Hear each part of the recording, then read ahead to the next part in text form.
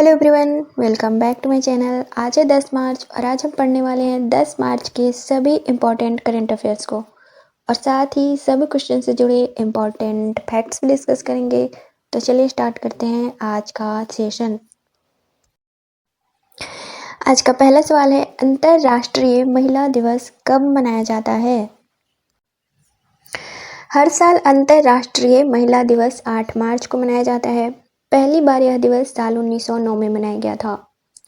इसका उद्देश्य है महिलाओं की उपलब्धियों और योगदान को याद कर लोगों तक पहुंचाना तथा लैंगिक समानता और महिलाओं के सामने आने वाली चुनौतियों के बारे में समाज के बीच जागरूकता बढ़ाना। साल 2025 के लिए इस दिवस की थीम है एक्सिलरेट एक्शन। यूएन द्वारा महिला दिवस के लिए पहली थीम साल 1966 में चुनी गई थी। दरअसल अंतर्राष्ट्रीय महिला दिवस को औपचारिक मान्यता साल 1975 में उस वक्त मिली जब संयुक्त राष्ट्र ने भी ये जश्न मनाना शुरू कर दिया। राष्ट्रीय महिला दिवस हर साल 13 फरवरी को मनाया जाता है। तो राइट आंसर हो जाएगा ऑप्शन डी, 8 मार्च। अब मार्च के कुछ और इम्पोर्टेंट डेज और उनके थीम। शून्य भेदभाव दिवस हर साल 1 मार्च को मनाया जाता है। साल 2025 के लिए इसकी थीम है हम एक साथ खड़े हैं। अगला है विश्व वन्य जीव दिवस, हर साल 3 मार्च को मनाया जाता है। साल 2025 के लिए इसकी थीम है वन्य जीव संरक्षण वित्त, लोगों और ग्रह में निवेश। अगला है राष्ट्रीय सुरक्षा दिवस, हर साल 4 मार्च को मनाया जाता है। साल 2025 के लिए इसकी थीम है विकसित भारत के लिए सुरक्षा और कल्याण महत्वपूर्ण। अगला सवाल है, हाल ही में किस राज्य सरकार द्वारा महिलाओं की सुरक्षा के लिए प्रोजेक्ट हिफाजत शुरू किया गया है? प्रोजेक्ट हिफाजत हाल ही में पंजाब सरकार द्वारा शुरू किया गया है। इस मिशन का मकसद महिलाओं की सुरक्षा और सम्मान को सुनिश्चित करना है। इसका मुख्य उद्देश्य है उन महिलाओं को सहायता प्रदान करना जो घरेलू हिंसा की शिकार होती हैं, अपने कार्यस्थल पर उत्पीड़न का शिकार होती हैं और साथ ही किसी भी प्रकार की हिंसा का सामना करती हैं लेकिन डर के कारण अपनी समस्याओं को व्यक्त नहीं कर पाती हैं। राज्य की महिलाओं को इस प्रोजेक्ट के तहत 10 मिनट में सहायता प्रदान की जाएगी। इसके लिए एक हेल्पलाइन नंबर भी जारी की गई है जो कि है 181। इस प्रोजेक्ट का शुभारंभ राज्य की महिला एवं बाल विकास मंत्री बलजीत कौर के द्वारा किया गया है। अब पंजाब, तो ये हो जाएगा मैप में पंजाब। पंजाब की राजधानी है चंडीगढ़। यहाँ के वर्तमान सीएम हैं भगवंत मान सिंह और यहाँ के वर्तमान गवर्नर हैं गुलाब चंद कटारिया। तो राइट आंसर हो जाएगा ऑप्शन ए, पंजाब। अगला सवाल है, हाल ही में आरबीआई द्वारा किसे कार्यकारी निदेशक नियुक्त किया गया है? हाल ही में आरबीआई ने अजित रत्नाकर जोशी को कार्यकारी निदेशक नियुक्त किया है। अजित रत्नाकर जोशी इससे पहले सांख्यिकी और सूचना प्रबंधन विभाग में प्रमुख सलाहकार के रूप में कार्यरत थे। अब आरबीआई भारत का केंद्रीय बैंक है। यह भारत के सभी बैंकों का नियमन करता है। इसकी स्थापना 1 अप्रैल साल 1935 में की गई थी। इसका हेडक्वार्टर मुंबई में है।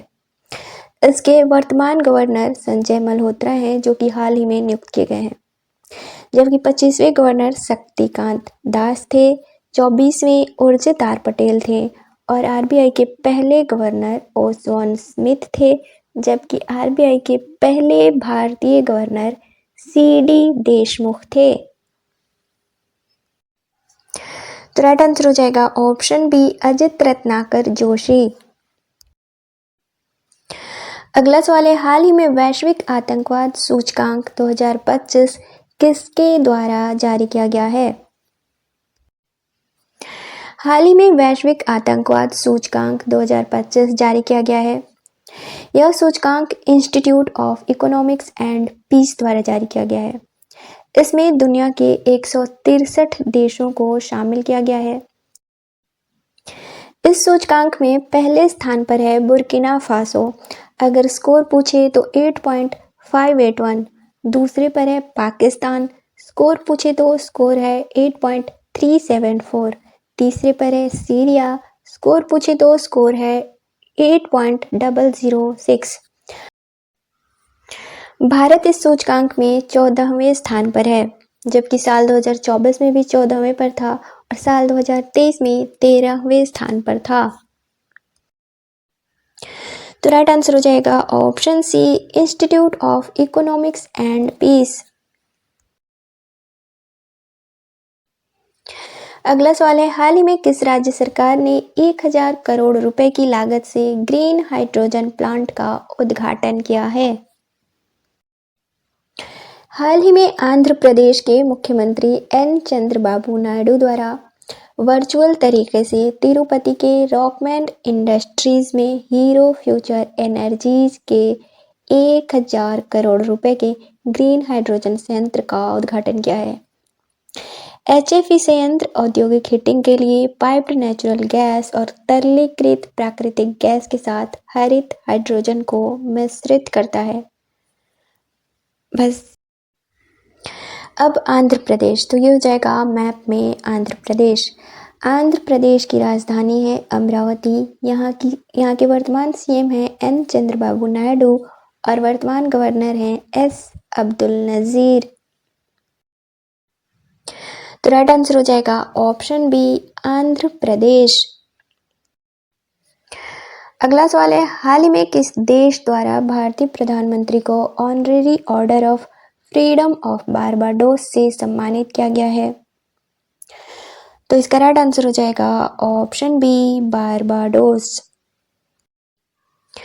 अगला सवाल है, हाल ही में लंदन के चैथम हाउस थिंक टैंक में बोलते हुए किस भारतीय राजनेता ने पाकिस्तानी कब्जे वाले कश्मीर के मिलते ही विवाद खत्म होने की बात कही है?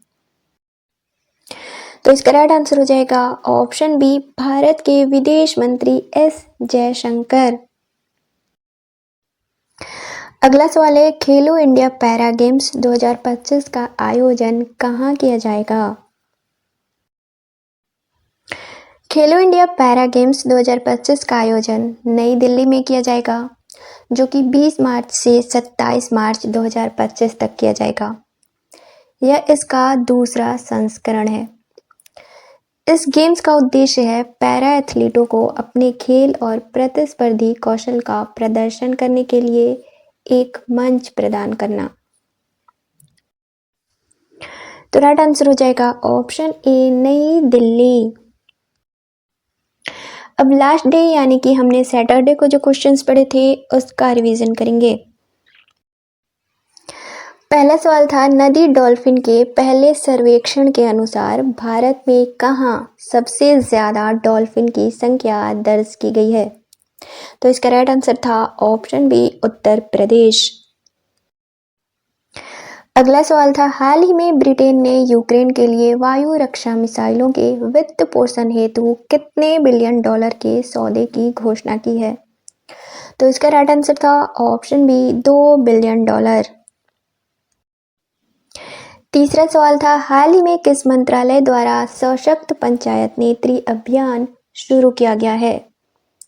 तो इसका राइट आंसर था ऑप्शन सी, पंचायती राज मंत्रालय।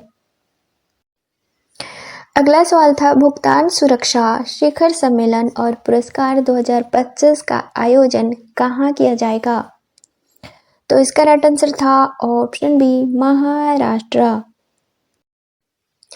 अगला सवाल था, हाल ही में कौन सा देश दुनिया में तीसरा सबसे बड़ा जैव ईंधन उत्पादक देश बना है? तो इसका राइट आंसर था ऑप्शन सी, भारत। अगला सवाल था, हाल ही में किस राज्य सरकार ने किसानों को 5 रुपए में स्थायी बिजली कनेक्शन प्रदान करने की घोषणा की है? तो इसका राइट आंसर था ऑप्शन ए, मध्य प्रदेश। अगला सवाल था, हाल ही में भारत सरकार द्वारा सरकारी ई मार्केट प्लेस का मुख्य कार्यकारी अधिकारी किसे नियुक्त किया गया है? तो इसका राइट आंसर था ऑप्शन ए, अजय भादु। अगला था 39वां अंतर्राष्ट्रीय खाद्य एवं आतिथ्य मेला आहार 2025 का आयोजन कहाँ किया जा रहा है? तो इसका राइट आंसर था ऑप्शन बी, नई दिल्ली। अगला और लास्ट क्वेश्चन था, देश के पहले विश्व शांति केंद्र का उद्घाटन किसके द्वारा किया गया है? तो इसका राइट आंसर था ऑप्शन ए, रामनाथ कोविंद।